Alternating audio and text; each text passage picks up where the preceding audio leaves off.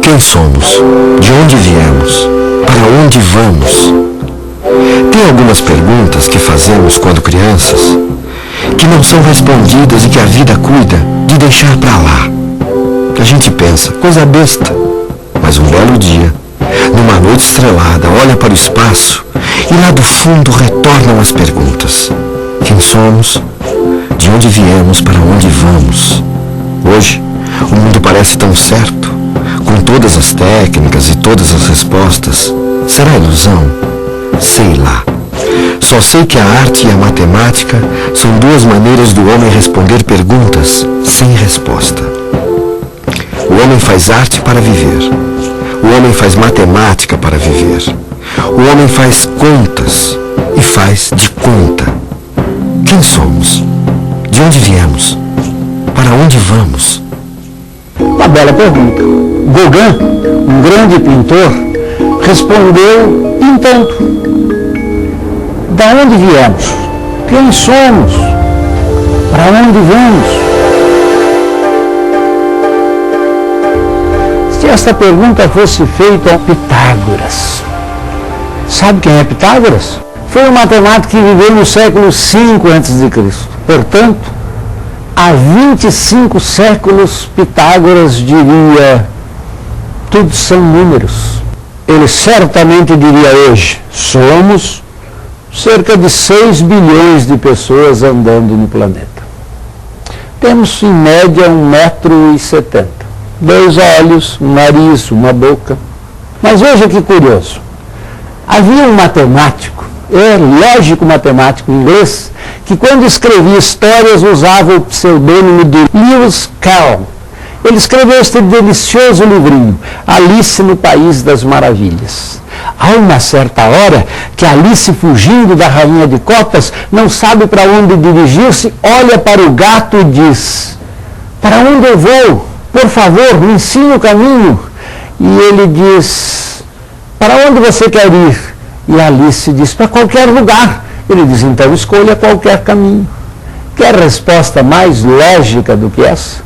Isto é matemática. Toda vez que você contempla uma obra de arte, lê um poema ou conta para alguém uma história, mentalmente você faz matemática da melhor qualidade. Ao longo desta série você vai se surpreender várias vezes. Tem hora que você vai dizer: mas isto não é matemática. É sim. Fazer matemática, aquilo que você fez na escola também era matemática, mas é a parte mais aborrecida, mais técnica. Matemática é, sobretudo, resolver logicamente estes problemas, estes quebra-cabeças que a própria natureza nos impõe e que os artistas pintam, os músicos fazem som, os matemáticos dão respostas lógicas e coerentes. Todas elas permeadas por algo que faz bem ao coração, pela estética. Fazer arte, fazer matemática é, sobretudo, responder esteticamente aos quebra-cabeças que a natureza nos impõe.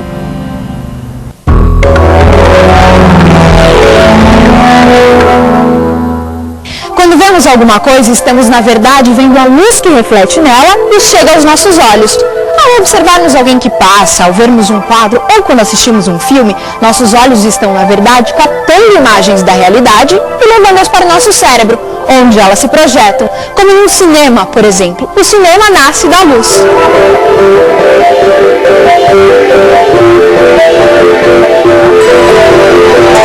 Quando essa máquina de filmar e projetar imagens foi inventada, não se sabia exatamente o que fazer com ela.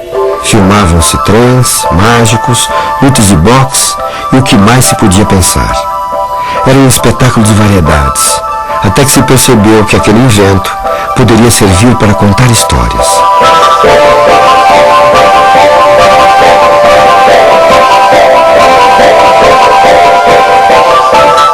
Mas você pode estar se perguntando: o que o cinema tem a ver com matemática? Então, aqui vai.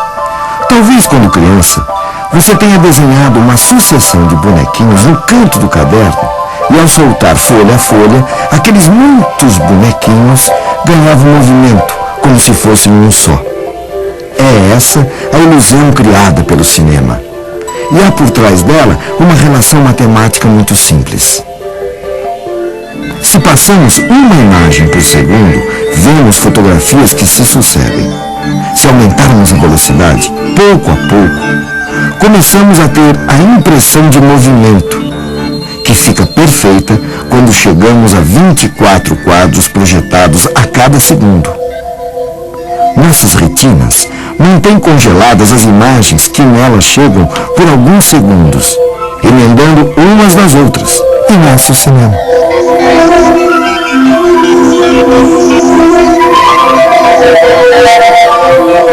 Estas são apenas as relações matemáticas que estão por trás da projeção, do mecanismo de engenharia que faz acontecer o cinema.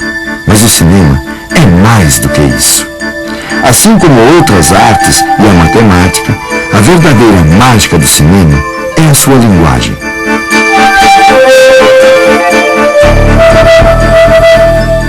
Bom, quando o cinema nasce, não existe ainda a noção de montagem. A ideia é que a ação inteira acontece dentro de um quadro só. O filme não é cortado em unidades que nós chamamos hoje de planos. Esse filme já demonstra muito bem a dificuldade que existia naquela época para fazer o espectador olhar para aquilo que interessava. Porque o que vai acontecer nesse filme é um roubo do porco. Se vocês prestarem atenção, essa mancha preta aqui embaixo é um porco que está sendo carregado por esse menino. Esse porco será roubado pelo Tom-Tom, que é esse bandido que está aqui atrás, é um ladrão famoso na época. Agora, isso acontece no meio de uma confusão tão grande que, em geral, os espectadores não conseguiam ver o roubo do porco. E aí não entendiam o desenvolvimento posterior da história. Por que todo mundo sai correndo atrás do ladrão do porco? Então, nesse momento aqui, quando esse palhaço vai pegar uma bola no chão, olha o roubo do porco. O Tom-Tom agarra o porco e sai correndo por trás, e a multidão sai correndo toda atrás dele em seguida. Então, essa confusão que existia no começo da história do cinema precisava ser resolvida de alguma maneira. Então, alguém, em algum momento, teve a ideia de, em vez de mostrar tudo dentro de um quadro só, separar as coisas em quadros diferentes. Então, era possível mostrar primeiro isso tudo só para situar a ação. Mas depois, num quadro mais fechado, mostrar os personagens principais. E quando fosse acontecer o roubo, tinha que separar o roubo num quadro mais fechado ainda, para que ninguém ficasse olhando para a mulher na corda bamba quando a ação principal estivesse acontecendo do outro lado do quadro. Então foi para orientar o olhar do espectador para aquilo que ele precisa ver em cada momento, que nasceu a ideia de decupar a ação em planos separados. Pois é, nos primórdios do cinema, parece que a imagem era um tanto confusa. Então criaram-se vários planos, inclusive aquele bem perto que chamamos de close. A sequência de closes formou um filme, deu para contar a história. Mas no início a turma não percebeu direito, era uma nova linguagem, era uma nova leitura. Tanto é que na África, lá naquela época, ao lado da tela ficava o explicador. Naquela cena ele diria, veja, agora ele vai pegar o porco, note, ele vai fugir, repare, a multidão vai atrás. Era preciso explicar o que o novo olhar estava vendo.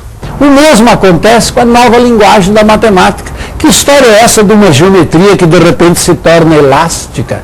A geometria era estática, comportada, de repente virou elástica, topológica. Era preciso explicar.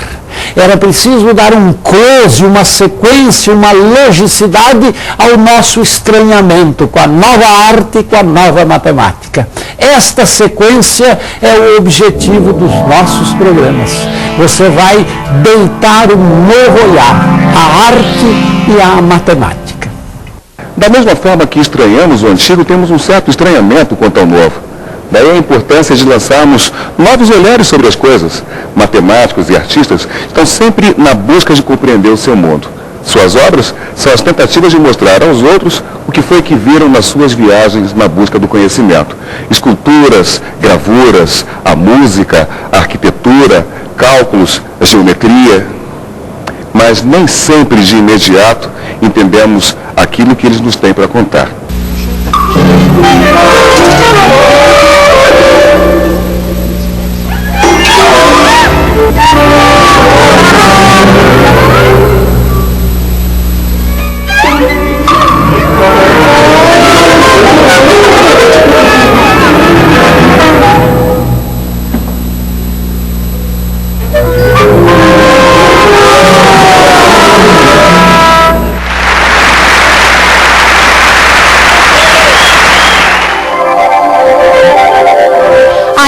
hoje não estamos totalmente acostumados com a arte do nosso tempo. O que aconteceu no mundo das artes foi semelhante ao que se passou na matemática. Foi nessa nova matemática que nasceu a teoria do caos. Se você não tem a menor ideia do que seja isso, fique tranquilo, nós temos um programa só sobre ela. E pouco a pouco você vai se familiarizar com algumas dessas ideias que a princípio parecem tão estranhas, mas que estão mais ligadas à nossa vida do que a gente imagina.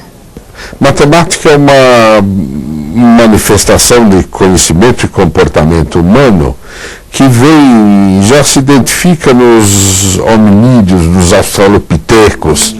Eles já têm algum tipo de comportamento, fazem instrumentos que revelam uma matemática quase que eu diria espontânea. E se diz que a matemática é própria da espécie humana.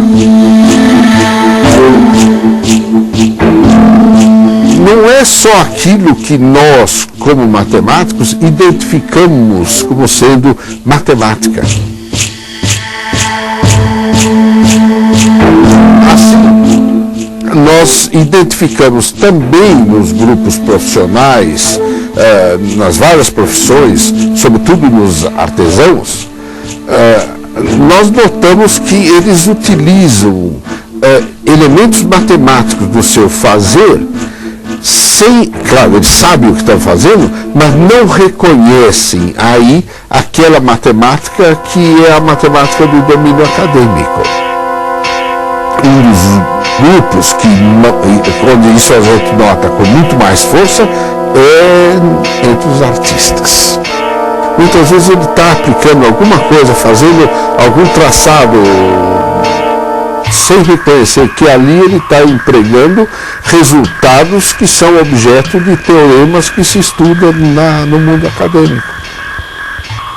O artista concretiza ou torna concreta as representações que ele tem através de uma obra de arte. O matemático torna concretas as representações que ele tem através de uma teorização, de uma explicação, de um resultado, de um teorema.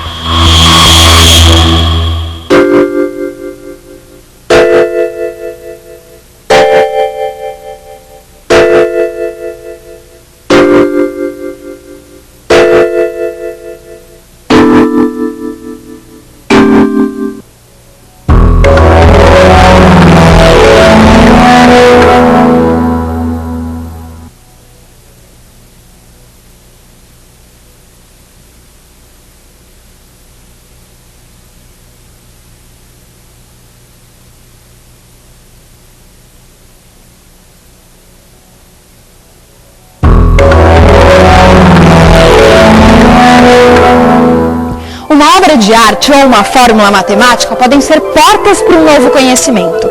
Para isso, é fundamental lançar novos olhares sobre velhas coisas. No Arte e Matemática, nós queremos promover uma viagem através do tempo e buscar compreender, através da observação dessas diversas marcas, um pouco mais de nós mesmos. Ao olharmos um prédio como este, podemos ver mais do que o Museu de Arte Contemporânea de Niterói. Esse prédio circular, apoiado sobre uma única coluna, pode ser visto como o sonho do homem de ultrapassar seus limites, de se utilizar do avanço da técnica para realizar o desejo de ver um prédio crescer e se desabrochar como uma flor. É o resultado do desenvolvimento da inteligência humana ao longo de séculos e séculos. Aqui podemos enxergar um homem, o arquiteto Oscar Niemeyer, deixando a sua marca no tempo. E para que esse sonho fosse realizado, foi preciso muita matemática e também um excelente calculista.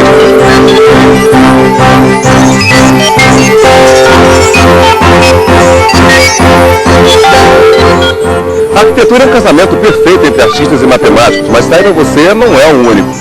O movimento artístico chamado concretismo quis fazer uma arte exclusivamente baseada na beleza que existe na razão matemática. É mais um dos temas da nossa série.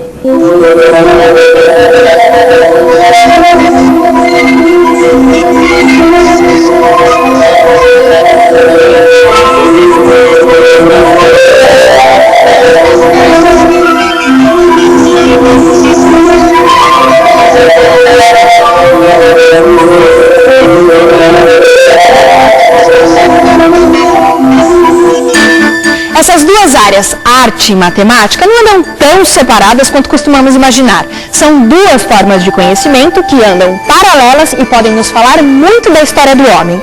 Mas não é o papel da arte nem o da matemática contar a história dos homens, e sim dos historiadores. No entanto, a arte e a matemática são instrumentos importantíssimos utilizados por esses profissionais. Muito do que sabemos sobre o Brasil recém-descoberto deve-se aos relatos da carta de Pero Vaz de Caminha ao rei Dom Manuel. Esse relato oficial ganhou hoje, de certa forma, status de literatura devido à sua importância histórica e riqueza de detalhes com que o escrivão da Armada descreve suas primeiras impressões sobre esta terra e seus habitantes, os índios. Em outras expedições dos séculos seguintes, o Brasil foi intensamente retratado pelos pintores que acompanhavam as viagens. O Brasil foi o primeiro lugar do Novo Mundo que teve sua gente pintada de maneira fiel.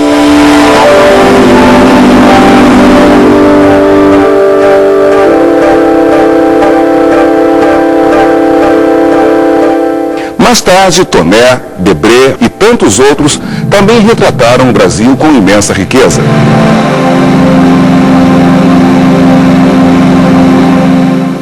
Rugendas, que acompanhou a expedição de Longsdorff no ano de 1820, tinha o desejo de que seus quadros fossem ao mesmo tempo obras de arte e uma contribuição artística à ciência histórica.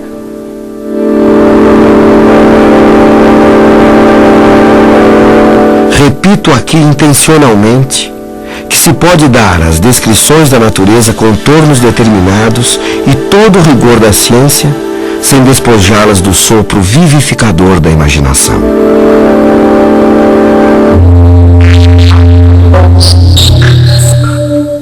Assim como os europeus, há 500 anos puderam viajar sem sair do lugar, apenas observando essas pinturas, arte e matemática vão nos transportar para mundos que nem conhecemos.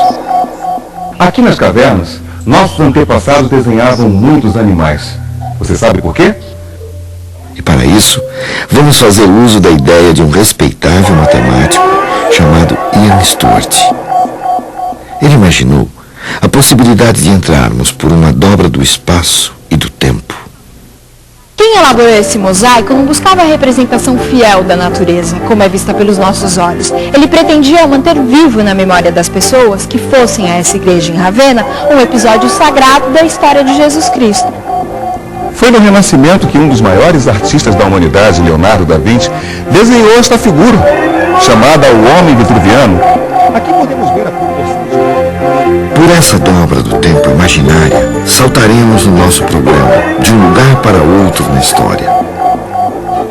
Mas será que esse homem primitivo riscava os ossos exclusivamente pela beleza, pela sensação estética criada pelos padrões? Essa é uma pergunta ainda. Assim, poderemos observar as diferentes formas de pensamento dos homens ao longo de sua trajetória até os dias de hoje, sem nunca esquecer que a história do homem é uma sucessão de fatos, um movimento contínuo.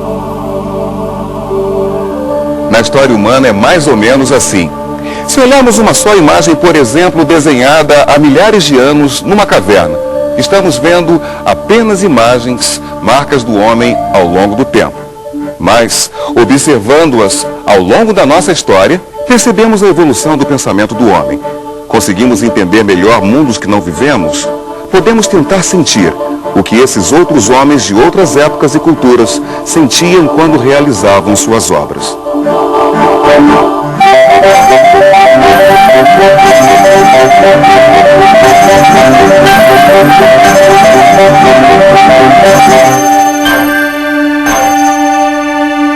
Não é uma série sobre a história da arte, de jeito nenhum. São conceitos, são ideias, são momentos que são discutidos em relação aos conceitos matemáticos. E isso eu acho que é muito interessante, porque cria uma tensão quando você passa da construção de Brasília para o movimento concretista. Além da construção de Brasília, os anos 50 marcaram a proximidade entre arte e matemática através do movimento concretista. Foi feito um recorte na obra dos artistas de momentos, de obras, de períodos em que tem a ver com o que está sendo discutido em relação à matemática.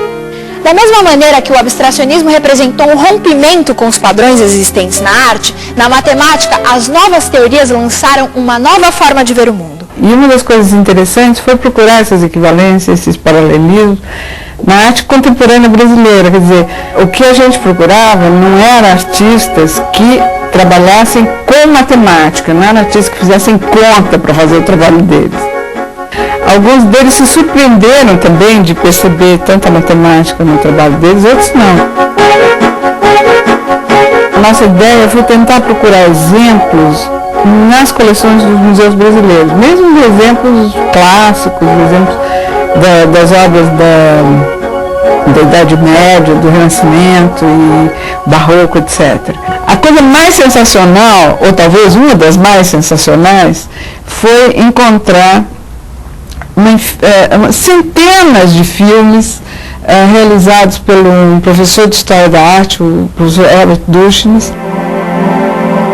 Bom dia, eu sou Herbert Dushnis.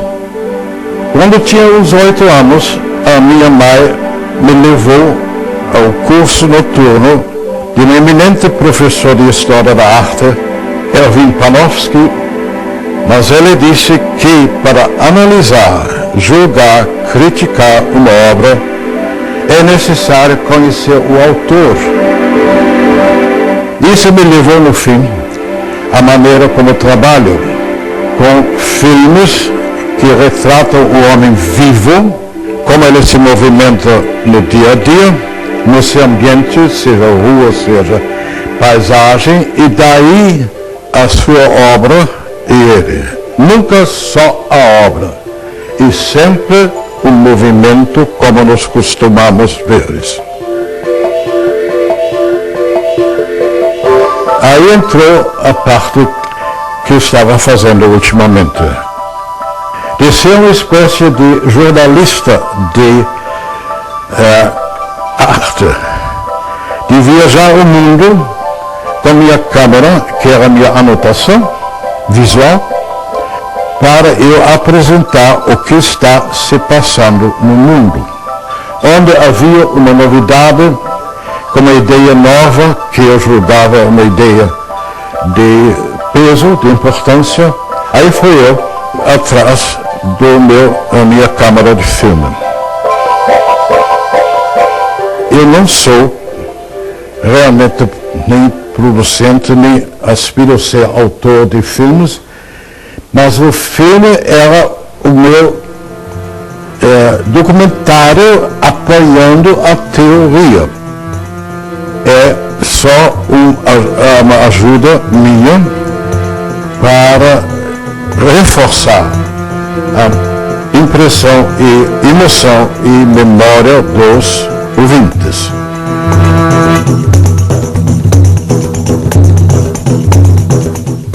E não é só isso. Repare, por exemplo, estas janelas. É uma sucessão de retângulos. Certamente o arquiteto que as projetou foi beber em algo que os gregos no século V a.C. já haviam percebido.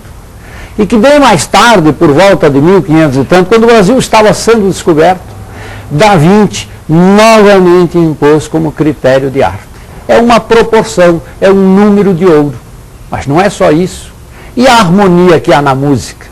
A matemática também está lá. E no tempo, vamos falar do tempo da matemática e no tempo das artes. Vamos falar do infinito. Lembram-se que não seja imortal, posto que é chama, mas que seja infinito enquanto dure. Vinícius de Moraes e Castro Alves. Deus, ó Deus, há 1000 anos te mandei meu grito, que embalde corta o infinito.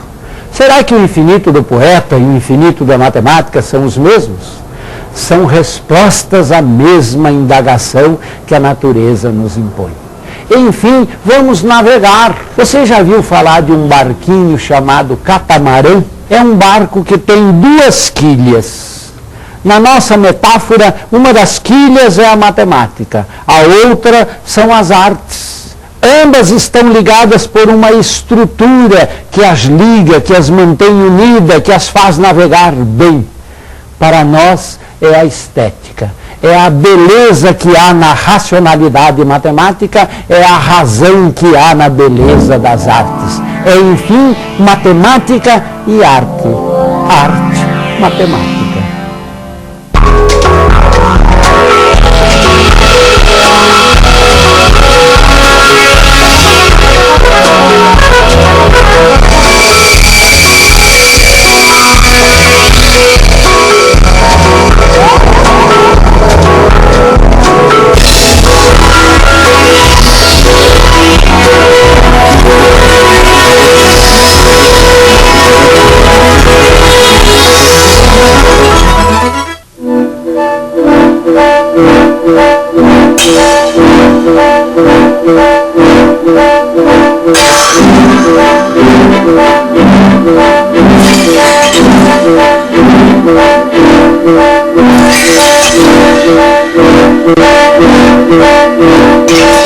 Thank you.